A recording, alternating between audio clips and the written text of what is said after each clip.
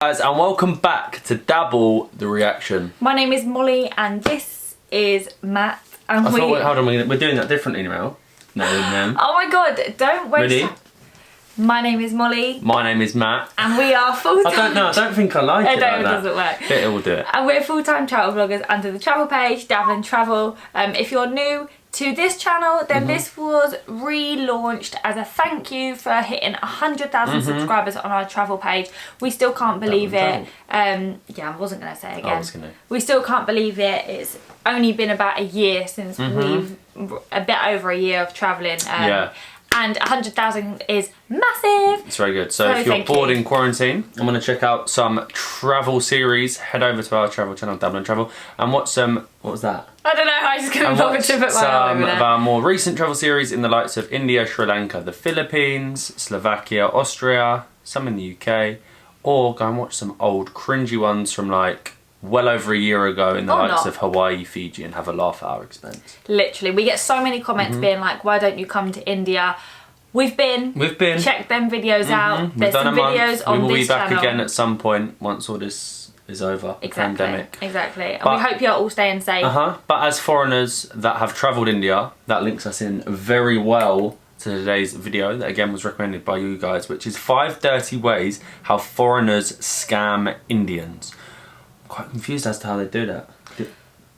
I don't know. When we went, we had no one. Well, you go to a country, why would you have any intention of wanting to scam the people from their own country? That's really bad. If you're travelling to their country, you've got to respect it. Isn't it? In countries, yeah, sometimes you travel to places. Every country in the world, taxi drivers try and scam you. It doesn't matter where you go. But it's not necessarily like they're trying to scam you. Like it's because you don't know the cost of stuff, so they will just make it more expensive. And you can understand that because if we were to get in a taxi in London, they will charge us more because we don't know how much we should charge. Like that's just a fact. So I don't know. 5 dirty ways foreigners scam It seems Indians. a bit harsh. Yeah, I don't know how. I'm quite intrigued to see how they do it or why they do it. When you go, they should respect the country. Exactly. The 2002 Cape Town Declaration defined responsible tourism as something that encourages respect between tourists and hosts and enhances the well-being of host communities.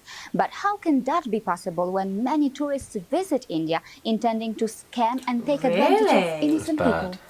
So bad. In order to scam Indians in India, many foreigners learn the local Indian language or the dialect, form gangs and even target older people and what reason? According to Gurugram's former Commissioner of Police, Mohammed Akil, many Irani gangs are operational in NCR, Rajasthan and UP.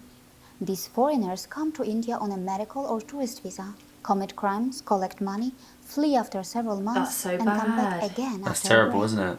Didn't know about this. News outlet quoted the Deputy Commissioner of Police who said members of these gangs who hail from Iran mostly come to Delhi NCR from Mumbai and commit crimes such as robbing people of their belongings after offering lifts or conning elderly people. How can you do that? And stealing their jewelry Targeting the elderly is terrible. Personnel.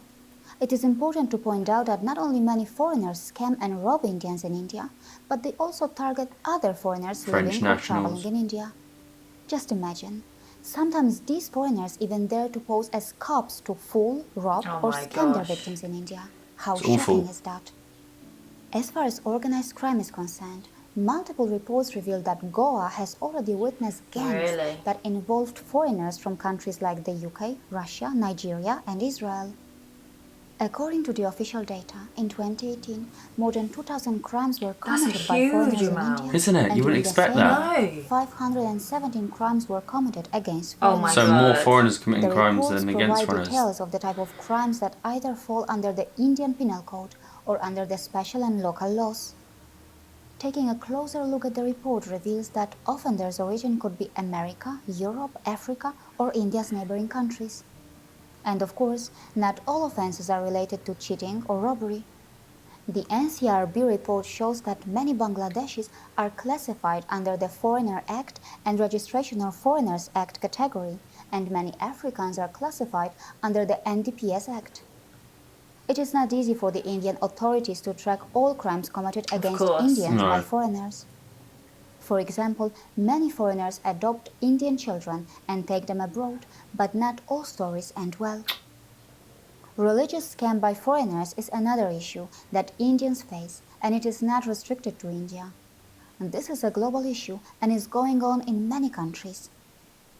Instead of stereotyping or shaming any nation or people, we should target the mentality that leads to scams and frauds, a mentality present in nearly every country. This is the same mentality that sells you a fake pashmina scarf in India, or a fake lava souvenir in Pompeii, near Napoli in Italy. Because if we can eradicate this mentality, we can get rid of the scammers in India, Europe, America, or elsewhere. Yes, there is a lot that India needs to do to become more tourist-friendly, and there is a lot that foreigners can learn about exactly. It works both ways, doesn't it? Before they come to India. Namaste, my name is Carolina Goswami. I was not born in India, but through my logical reasoning and data-driven work, I have tried my best to present the sides of India which are lesser known or misunderstood. Please come forward and support my mission financially.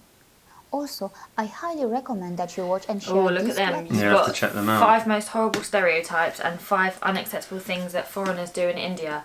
That's terrible. How can...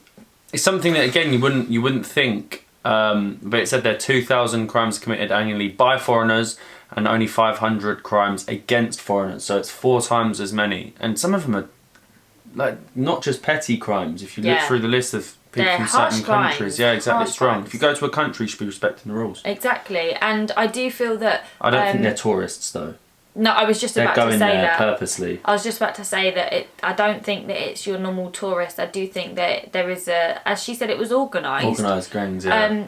But as I was going to say as well, that I don't think India is necessarily non-tourist friendly, because... No, it's tourist friendly. It is very tourist friendly. Yeah, definitely. There are just certain things that are difficult, like the trains. We found the trains real hard ordering them online, didn't we? Like buying the tickets. Yeah. But that's, again, it's just a language barrier, I suppose. No, it wasn't that. It's because we couldn't get a phone number. We didn't have an Indian phone number. Yeah, as soon as you have an Indian phone number, the problem was sorted. So exactly. To say that it's not, there's more that it needs to do, I don't necessarily think it does. Definitely not. I think that these gangs need to be eradicated, but like they're saying, it's hard to notice because they could just be posing as tourists, and India loves having tourists. Or posing as Indian police, like what the hell? It's crazy, it's really wrong. But thank you for this recommendation. What is your opinion on foreigners in India? I wouldn't label these people as tourists. What's your opinion? Do you think tourists in India are good or bad? And how could we eradicate these crimes from happening in the future?